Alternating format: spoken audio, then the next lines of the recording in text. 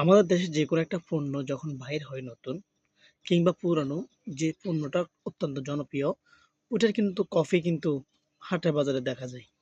তো আপনি রয়্যাল টাইগারের এটা আসল না নকল কিভাবে চিনবেন? কারণ এই সফট ড্রিঙ্ক জাতীয় পানিগুলা যদি আপনি আসলটা যদি না খেতে পারেন, কফিটা যদি খান, তাহলে আপনার কিডনি ড্যামেজ হয়ে যাবে। আপনার লিভার ড্যামেজ হয়ে যাবে। তারপর যে এটা আপনার অন্যান্য সাইড এফেক্ট হবে। কারণ আপনি এটা তো এটা বিস্তারিত তো যারা কফি তৈরি করে তারা তো জানে না এটা সঠিক কিভাবে তৈরি করে। তো এই রয়্যাল টাইগারের এই কার্ডটা দেখবেন একদম স্মুথ ভাবে লাগানো থাকবে এবং ডোরা কাটা থাকবে। আর এখানে এই রয়্যাল টাইগার অরিজিনাল লেখা থাকবে এবং রয়্যাল টাইগার একটা এই চিহ্ন থাকবে ডাইরেক্ট খোদাই করা।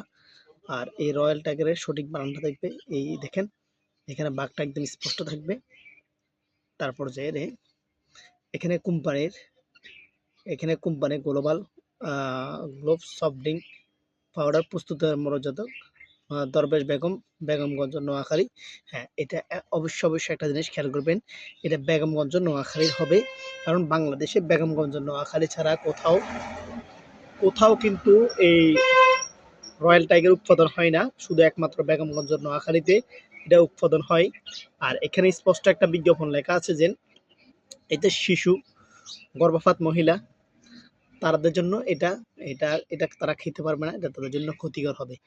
শিশু বলতে নবজাতক শিশু থেকে শুরু করে 10 বছর উপর পর্যন্ত আমার মনে হয় তারা না খাওয়া ভালো। শিশু থেকে শুরু করে একেবারে 0 বয়স থেকে শুরু করে 10 বছর পর্যন্ত এটা বাচ্চারা খেতে পারবে না, গর্ভজাত মহিলারা খেতে পারবে না।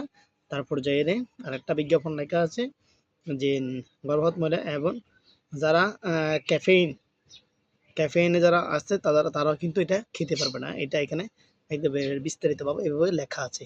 তো এই পণ্যটা গর্ভপাত মহিলারা, শিশুরা, আপনার শিশুরা যখন কান্নাকাটি করবে তাদেরকে এটা কখনো কিনে দিবেন না। এটা শিশুরা খেতে পারবে না। 10 বছর ওভার হলে বয়স তারা খেতে পারবে ইনশাল্লাহ।